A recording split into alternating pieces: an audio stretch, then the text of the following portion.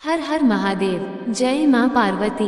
भक्तों, सावन मास के इस पावन मंगलवार पर आप सभी को मंगला गौरी व्रत की हार्दिक शुभकामनाएं। सर्वमंगल मांगल्ये शिवे सर्वार्थ साधिके शरण्ये त्र्यंबके गौरी नारायणी नमोस्तुते। ओम श्री उमा महेश्वराय नमः। आज का दिन विशेष रूप से मां मंगला गौरी की आराधना का है। सावन के प्रत्येक मंगलवार को यह व्रत श्रद्धा और संकल्प के साथ रखा जाता है। इस व्रत की महिमा अपरंपार है। जो सुहागिन स्त्रियां इसे करती हैं, उन्हें माता पार्वती का अखंड सौभाग्य प्राप्त होता है, और जो कन्याएं इस व्रत को करती हैं, उन्हें इच्छित और श्रेष्ठ वर मिलता है। कहते हैं, मंगला गौरी व्रत की कथा सुनने और करने मात्र से पति की दीर्घायु, दाम्पत्य सुख और संतान सुख का आशीर्वाद प्राप्त होता है। यह व्रत विशेष रूप से सौभाग्यवती रहने का वरदान देता है, और मां पार्वती स्वयं अपने हाथों से आशीष देती हैं। तो आइए श्रद्धा और भक्ति भाव से भरकर सुनते हैं मां मंगला गौरी की वो पावन और दुर्लभ व्रत कथा, जो न केवल जीवन को सुखी बनाती है, बल्कि आत्मा को भी शुद्ध और दिव्य बना देती है। एक गांव में एक बुढ़िया माई रहती थी। बुढ़िया माई का एक बेटा था जिसका नाम भोला था। उसकी एक सुंदर पत्नी थी जिसका नाम रूपा था। भोला अपनी माँ का बहुत ख्याल रखता था। बहू बहुत सीधी साधी थी, लेकिन बुढ़िया माई दिन रात बहू से झगड़ा करती थी। एक दिन बुढ़िया माई ने घर आकर बताया, बहू सुन, मैं शिवजी के मंदिर से आ रही हूँ। वहाँ सब बातें कर रहे थे कि यदि सावन मास के सोमवार का व्रत करके अगले दिन मंगलवार को मंगला गौरी व्रत किया जाए, तो भोले बाबा और माता पार्वती की कृपा से तुझे बेटा हो सकता है। तब रूपा ने कहा, लेकिन माँ जी, मैं तो केवल सोमवार का व्रत करती हूँ। ठीक है, अब आप कह रही हैं तो इस बार मैं दोनों व्रत करूँगी। बुढ़िया माई केवल उसे परेशान और भूखा रखने के लिए ये सब कह रही थी। उसने आगे कहा, अरे ऐसे व्रत नहीं करना है। दोनों दिन कुएं से 7 घड़ा पानी लाकर शिवलिंग पर चढ़ाना है। रूपा ये सुनकर परेशान हो गई और उसने कहा, माँ जी, मैंने तो ये सब करते किसी को नहीं देखा है। ये सुनकर बुढ़िया माई को क्रोध आ गया। उसने कहा, मैं क्या झूठ बोल रही हूँ। ये केवल संतान प्राप्ति का उपाय है, जो तुझे करना ही पड़ेगा। ये सुनकर रूपा चुप हो जाती है। कुछ दिन बाद सावन का महीना शुरू होता है। रूपा ने पहले सोमवार को सुबह पूजा पाठ शुरू कर दिया और 7 घड़े पानी कुएं से भरकर शिव जी पर चढ़ा दिया। कुआं मंदिर से काफी दूर था, इसलिए उसे काफी समय लग गया। ये सब करने में शाम हो गई। जब रूपा वापस आई तो देखा भोला बहुत गुस्से में घर के बाहर बैठा है। रूपा के पूछने पर उसने गुस्से में कहाँ चली गई थी। इतनी देर लगती है जल चढ़ाने में। घर में मेरी माँ भूखी बैठी है और तू घूम घूम कर पूरा गांव देख रही है। ये कहकर भोला ने उसे मारा। रूपा मार खाकर बिना कुछ खाए सो गई। अगले दिन उसकी सास ने कहा, बहू, आज फिर से तुझे जल चढ़ाना है। ये सुनकर रूपा ने कहा, माँ जी, कल से मैंने कुछ नहीं खाया है और इनकी मार से मेरा पूरा शरीर दुख रहा है। आज मैं कलश कैसे उठा पाऊंगी। ये सुनकर बुढ़िया ने कहा कि कुछ भी कर, लेकिन ये तो तुझे करना ही पड़ेगा। रूपा पूजा करने के लिए मंदिर में चली गई और पूजा करने के बाद वह कुएं पर आई। बड़ी मुश्किल से उसने पहला कलश भरा और चल दी, लेकिन कुछ दूर चलने पर वह गिर पड़ी और उसका मटका भी टूट गया। रूपा एक पेड़ के नीचे बैठकर रोने लगी। तभी वहाँ एक साध्वी आए और उसने कहा, बेटी, क्यों रो रही हो। तो रूपा ने रोते हुए सारी बात बता दी। उसकी बात को सुनकर साध्वी ने कहा, बेटी, तू एक काम कर, एक लोटा जल ले और उसमें से 7 बार थोड़ा थोड़ा जल शिव जी पर चढ़ा देना और घर जाकर अपनी सास से कहना, मैंने जल चढ़ा दिया है। रूपा ने कहा, लेकिन ये तो झूठ होगा और मेरा मटका भी टूट गया है। तब साध्वी ने कहा, ये ले लोटा, इसमें जल भरकर चढ़ा दे और इसे घर ले जाना, लेकिन छिपा कर रख देना। रूपा ने बिल्कुल ऐसा ही किया। दोपहर को वह घर पहुंच गई। बुढ़िया माई के पूछने पर उसने वही बता दिया जो उस साध्वी ने बताया था। शाम को मां मंगला गौरी की पूजा कर उपवास पूरा किया। इसी तरह 2 मंगला गौरी व्रत पूरे हो गए। लेकिन जब तीसरे व्रत की बारी आई तो बुढ़िया माई चुपचाप रूपा के पीछे गई और उसने सब कुछ देख लिया। बुढ़िया माई ने घर आकर अपने बेटे को सब बता दिया। भोला ने फिर रूपा को मारने के लिए जैसे ही हाथ उठाया, तब माता पार्वती प्रकट हो गई और उन्होंने कहा, रुक जा भोला। ये सुनकर भोला रुक गया। बुढ़िया माई माँ पार्वती के पैरों में गिर गई। भोला भी माँ से माफी मांगने लगा। माँ पार्वती ने कहा, माफी मांगनी है तो इससे मांग जो तेरे और तेरे माँ के जुल्म सहकर भी पत्नी धर्म निभा रही है। भोला ने रूपा से माफी मांगी। बुढ़िया माई ने कहा, बेटी मुझे माफ कर दे, तुझे परेशान करने के चक्कर में मैंने ये सब कहा था। रूपा ने कहा, इस संसार से मेरा मन भर गया है, आप मुझे अपने साथ ले चलिए। तब पार्वती माता ने कहा, ठीक है, आज से तू मेरी कृपा से जंगल में एक आश्रम बनाकर भक्ति करेगी, लेकिन इन दोनों को सजा मिलेगी। रूपा ने कहा, माँ इन दोनों को माफ कर दीजिए। ये सुनकर माँ पार्वती ने कहा, आज तुम्हारी बहू के कारण तुम्हें जीवन दान मिला है, जाओ इस लोटे को रख लो। तुम्हारे परिवार में कभी भी अन्न धन की कमी नहीं होगी, लेकिन मैं अपनी बेटी को साथ ले जा रही हूँ। माँ की कृपा से रूपा ने एक आश्रम बनाया जिसमें बहुत सी स्त्रियां जो घर में दुखी थी, वे आकर भगवान की भक्ति करने लगी। हे माँ मंगला गौरी, जैसी कृपा आपने बहू पर की वैसे ही कृपा हम सब पर करना। बोलिए माँ मंगला गौरी की जय। बोलिए शंकर पार्वती भगवान की जय। अब सुनिए माँ मंगला गौरी की दूसरी पौराणिक कथा। एक समय की बात है, एक शहर में धर्मपाल नाम का एक व्यापारी रहा करता था। उसकी पत्नी बहुत सुंदर थी और उसके पास बहुत सारी धन संपत्ति थी, लेकिन उनके कोई संतान ना होने के कारण वे दोनों पति पत्नी बहुत दुखी रहा करते थे। बहुत पूजा पाठ करने के बाद आखिरकार उनके घर में एक पुत्र का जन्म हुआ, लेकिन उस पुत्र के जन्म के साथ ज्योतिषियों ने कहा कि वह अल्पायु है और 16 वर्ष का होते ही सांप के काटने से उसकी मृत्यु हो जाएगी। ज्योतिषियों की यह बात सुनकर पति पत्नी बहुत दुखी हो गए, लेकिन उन्होंने इसे अपने पुत्र का भाग्य मान लिया। उन्होंने 16 वर्ष की आयु से पहले ही अपने बेटे का विवाह एक सुंदर कन्या से कर दिया। उस कन्या की माता माँ मंगला गौरी का व्रत रखा करती थी और उसने अपनी पुत्री को भी विवाह के बाद सुखी जीवन के लिए माँ मंगला गौरी का व्रत रखने की सलाह दी थी। विवाह के बाद कन्या ने ससुराल आकर विधि विधान से माँ मंगला गौरी का व्रत किया और माँ गौरी की पूजा की, जिसके परिणाम स्वरूप उसे अखंड सौभाग्यवती होने का आशीर्वाद प्राप्त हुआ और उस सेठ धर्मपाल के पुत्र की आयु भी बढ़ गई। उसे दीर्घायु होने का आशीर्वाद भी मिल गया। इस कारण से मंगला गौरी व्रत की मान्यता और अधिक बढ़ गई। माना जाता है कि तभी से मंगला गौरी का व्रत रखा जाने लगा। इस व्रत के पुण्य प्रभाव से अखंड सौभाग्य की प्राप्ति होती है, निसंतानों को संतान सुख प्राप्त होता है। अब आइए श्रवण करते हैं माता सती और देवी पार्वती के जन्म की संपूर्ण कथा, जिसे सुनने मात्र से सभी दुखों का अंत होता है और माता पार्वती का आशीर्वाद प्राप्त होता है। दक्ष प्रजापति की सभी पुत्रियां गुणवती थी, फिर भी दक्ष के मन में संतोष नहीं था। वे चाहते थे उनके घर में एक ऐसी पुत्री का जन्म हो जो सर्वशक्ति संपन्न हो एवं सर्वविजिनी हो। अतः दक्ष एक ऐसी ही पुत्री के लिए तप करने लगे। तप करते करते अधिक दिन बीत गए तो भगवती आज्ञा ने प्रकट होकर कहा, मैं तुम्हारे तप से प्रसन्न हूँ, तुम किस कारण तप कर रहे हो? दक्ष ने तप करने का कारण बताया तो माँ बोली, मैं स्वयं पुत्री रूप में तुम्हारे यहाँ जन्म धारण करूंगी। मेरा नाम होगा सती। मैं सती के रूप में जन्म लेकर अपनी लीलाओं का विस्तार करूंगी। फलत भगवती आज्ञा ने सती रूप में दक्ष के यहाँ जन्म लिया। सती दक्ष की सभी पुत्रियों में सबसे अलौकिक थी। सती ने बाल्यावस्था में ही कई ऐसे अलौकिक आश्चर्यचकित करने वाले कार्य कर दिखाए थे जिन्हें देखकर स्वयं दक्ष को भी विस्मय होता था। जब सती विवाह योग्य हो गई तो दक्ष को उनके लिए वर की चिंता होने लगी। उन्होंने ब्रह्मा जी से इस विषय में परामर्श किया। ब्रह्मा जी ने कहा, सती आज्ञा की अवतार है, आद्या आदि शक्ति और शिव आदि पुरुष है, अतः सती के विवाह के लिए शिव ही योग्य और उचित वर है। दक्ष ने ब्रह्मा जी की बात मानकर सती का विवाह भगवान शिव के साथ कर दिया।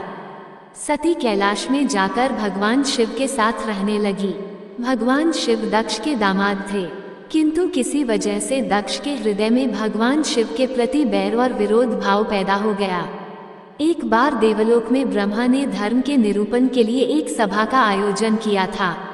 सभी बड़े बड़े देवता सभा में एकत्रित हुए। भगवान शिव भी इस सभा में बैठे थे। सभा मंडल में दक्ष का आगमन हुआ। दक्ष के आगमन पर सभी देवता उठकर खड़े हो गए, पर भगवान शिव खड़े नहीं हुए। उन्होंने दक्ष को प्रणाम भी नहीं किया। फलत दक्ष ने अपमान का अनुभव किया। केवल यही नहीं, उनके हृदय में भगवान शिव के प्रति ईर्ष्या की आग जल उठी। वे उनसे बदला लेने के लिए समय और अवसर की प्रतीक्षा करने लगे। एक बार देवी सती और भगवान शिव कैलाश पर्वत पर बैठे हुए परस्पर वार्तालाप कर रहे थे। उसी समय आकाश मार्ग से कई विमान कनखल की ओर जाते हुए दिखाई पड़े। सती ने उन विमानों को देखकर भगवान शिव से पूछा, प्रभु ये सभी विमान किसके हैं और कहाँ जा रहे हैं? भगवान शक्य ने उत्तर दिया, आपके पिता ने बड़े यज्ञ का आयोजन किया है। समस्त देवता और देवांगनाएं इन विमानों में बैठकर उसी यज्ञ में सम्मिलित होने के लिए जा रहे हैं। इस पर सती ने दूसरा प्रश्न किया, क्या मेरे पिता ने आपको यज्ञ में सम्मिलित होने के लिए नहीं बुलाया? भगवान शंकर ने उत्तर दिया, आपके पिता मुझसे बैर रखते हैं, फिर वे मुझे क्यों बुलाएंगे? देवी सती मन ही मन सोचने लगी। फिर बोली, यज्ञ के इस अवसर पर अवश्य मेरी सभी बहनें आएंगी। उनसे मिले हुए बहुत दिन हो गए हैं। यदि आपकी अनुमति हो तो मैं भी अपने पिता के घर जाना चाहती हूँ। यज्ञ में सम्मिलित हो लूंगी और बहनों से भी मिलने का अवसर मिलेगा। भगवान शिव ने उत्तर दिया, इस समय वहां आपका जाना उचित नहीं होगा। आपके पिता मुझसे बैर रखते हैं। हो सकता है वे आपका भी अपमान करें। बिना बुलाए किसी के घर जाना उचित नहीं होता है। इस पर देवी सती ने प्रश्न किया, ऐसा क्यों? भगवान शिव ने उत्तर दिया, विवाहिता लड़की को बिना बुलाए पिता के घर नहीं जाना चाहिए, क्योंकि विवाह हो जाने पर लड़की अपने पति की हो जाती है। पिता के घर से उसका संबंध टूट जाता है। लेकिन सती पीहर जाने के लिए हठ करती रही, अपनी बात बार बार दोहराती रही। उनकी इच्छा देखकर भगवान शिव ने पीहर जाने की अनुमति दे दी। उनके साथ अपना एक गण भी भगवान शिव ने भेज दिया। उस गण का नाम वीरभद्र था। सती वीरभद्र के साथ अपने पिता के घर गई। घर में सती से किसी ने भी प्रेम पूर्वक वार्तालाप नहीं किया। दक्ष ने उन्हें देखकर कहा, तुम क्या यहाँ मेरा अपमान कराने आई हो? अपनी बहनों को तो देखो, वे किस प्रकार भांति भांति के अलंकारों और सुंदर वस्त्रों से सुसज्जित हैं। तुम्हारे शरीर पर मात्र बाघांबर है। तुम्हारा पति शमशानवासी और भूतों का नायक है। वो तुम्हें बाघांबर छोड़कर और पहना ही क्या सकता है? दक्ष के कथन से देवी सती के हृदय में पश्चाताप का सागर उमड़ पड़ा। वे सोचने लगी, उन्होंने यहाँ आकर अच्छा नहीं किया। भगवान ठीक ही कह रहे थे, बिना बुलाए पिता के घर भी नहीं जाना चाहिए। पर अब क्या हो सकता है? अब तो आ ही गई हूँ। पिता के कटु और अपमानजनक शब्द सुनकर भी सती मौन रही। वे उस यज्ञ मंडल में गई जहाँ सभी देवता और शिनी बैठे थे, तथा यज्ञ कुंड में धू करती जलती हुई अग्नि में आहुतियां डाली जा रही थी। देवी सती ने यज्ञ मंडप में सभी देवताओं के तो भाग देखे, किंतु भगवान शिव का भाग नहीं देखा। वे भगवान शिव का भाग न देखकर अपने पिता से बोली, पितृश्रेष्ठ यज्ञ में तो सबके भाग दिखाई पड़ रहे हैं, किंतु कैलाशपति का भाग नहीं है। आपने उनका भाग क्यों नहीं रखा? दक्ष ने गर्व से उत्तर दिया, मैं तुम्हारे पति शिव को देवता नहीं समझता। वह तो भूतों का स्वामी, नग्न रहने वाला और हड्डियों की माला धारण करने वाला है। वह देवताओं की पंक्ति में बैठने योग्य नहीं है। उसे कौन भाग देगा? देवी सती के नेत्र लाल हो उठे। उनका मुखमंडल प्रलय के सूर्य की भांति तेजोदीप्त हो उठा। उन्होंने पीड़ा से तिलमिलाते हुए कहा, मैं इन शब्दों को कैसे सुन रही हूँ? मुझे धिक्कार है। देवताओं, तुम्हें भी धिक्कार है। तुम भी उन कैलाशपति के लिए इन शब्दों को कैसे सुन रहे हो जो मंगल के प्रतीक है और जो क्षण मात्र में संपूर्ण सृष्टि को नष्ट करने की शक्ति रखते हैं। वे मेरे स्वामी हैं। नारी के लिए उसका पति ही स्वर्ग होता है। जो नारी अपने पति के लिए अपमानजनक शब्दों को सुनती है, उसे नरक में जाना पड़ता है। पृथ्वी सुनो, आकाश सुनो और देवताओं तुम भी सुनो। मेरे पिता ने मेरे स्वामी का अपमान किया है। मैं अब एक क्षण भी जीवित रहना नहीं चाहती। सती अपने कथन को समाप्त करती हुई यज्ञ के कुंड में कूद पड़ी। जलती हुई आहुतियों के साथ उनका शरीर भी जलने लगा। यज्ञ मंडप में खलबली पैदा हो गई। हाहाकार मच गया। देवता उठकर खड़े हो गए। वीरभद्र क्रोध से काम उठे। वे उछल उछल कर यज्ञ का विध्वंस करने लगे। यज्ञ मंडप में भगदड़ मच गई। देवता और शिवमुनि भाग खड़े हुए। वीरभद्र ने देखते ही देखते दक्ष का मस्तक काटकर फेंक दिया। समाचार भगवान शिव के कानों में भी पड़ा। वे प्रचंड आंधी की भांति कनखल जा पहुँचे।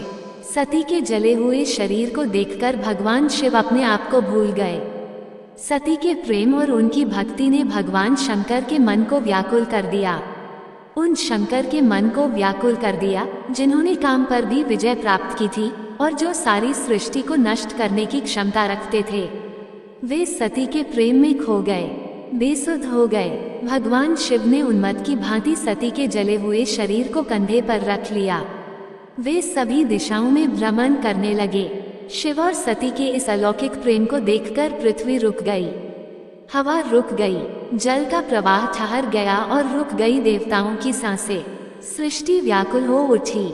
सृष्टि के प्राणी पुकारने लगे, त्राहिमाम त्राहिमाम। भयानक संकट उपस्थित देखकर सृष्टि के पालक भगवान विष्णु आगे बढ़े। वे भगवान शिव की बेसुधी में अपने चक्र से देवी सती के एक एक अंग को काट काट कर गिराने लगे। धरती पर 51 स्थानों में सती के अंग कट कट कर गिरे। जब सती के सारे अंग कट कर गिर गए तो भगवान शिव पुनः अपने आप में आए।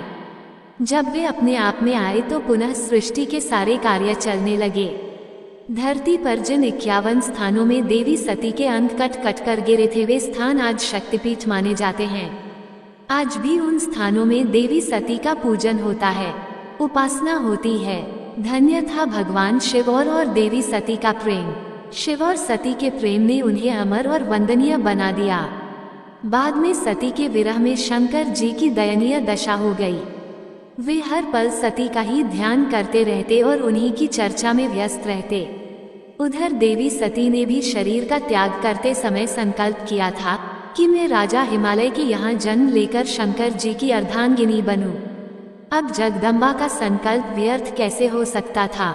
वे उचित समय पर राजा हिमालय की पत्नी मेनका के गर्भ में प्रविष्ट होकर उनकी कोख में से प्रकट हुई। पर्वतराज की पुत्री होने के कारण वे पार्वती कहलाई। जब पार्वती बड़ी होकर सयानी हुई तो उनके माता पिता को अच्छा वर तलाश करने की चिंता सताने लगी।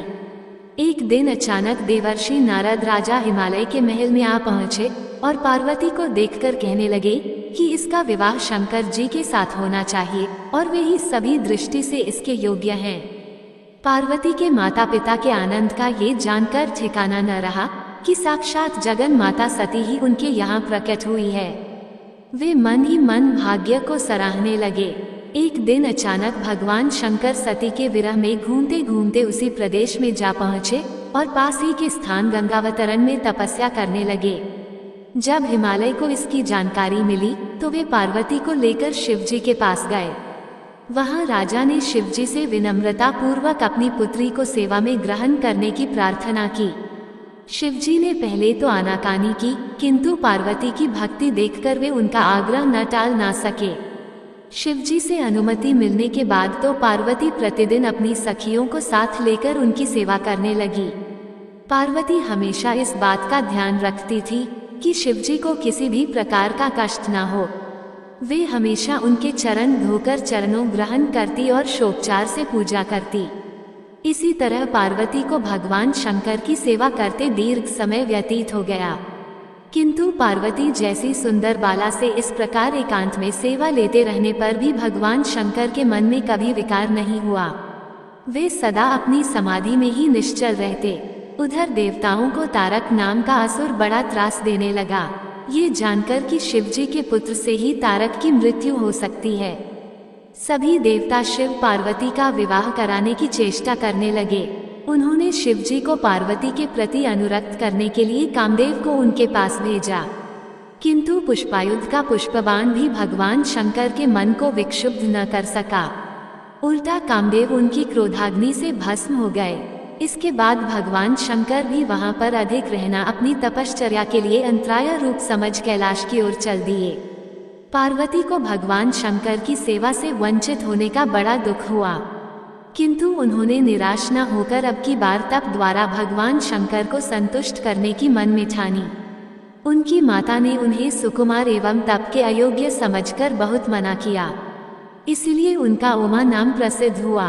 किंतु पार्वती पर इसका असर न हुआ। अपने संकल्प से वे तनिक भी विचलित नहीं हुई। वे भी घर से निकल उसी शिखर पर तपस्या करने लगी जहां भगवान शिव जी ने तपस्या की थी। तभी से लोग उस शिखर को गौरी शिखर कहने लगे। वहां उन्होंने पहले वर्ष फलाहार से जीवन व्यतीत किया। दूसरे वर्ष वे पर्ण अर्थात वृक्षों के पत्ते खाकर रहने लगी और फिर तो उन्होंने पर्ण का भी त्याग कर दिया और इसीलिए वे अपर्णा कहलाई। इस प्रकार पार्वती ने 3000 वर्ष तक तपस्या की। उनकी कठोर तपस्या को देखकर ऋषि मुनि भी दंग रह गए। अंत में भगवान आशुतोष का आसन हिला। उन्होंने देवी पार्वती की परीक्षा के लिए पहले सप्तर्षियों को भेजा और पीछे स्वयं वटवेश धारण कर पार्वती की परीक्षा के निमित्त प्रस्थान किया। प्रेम से बोलिए मां मंगला गौरी की जय। ओम नमः शिवाय। जय माता पार्वती। प्रेम से बोलिए जय भोलेनाथ। ऐसे ही और भी रोचक और आध्यात्मिक वीडियो के लिए चैनल को सब्सक्राइब कर लें।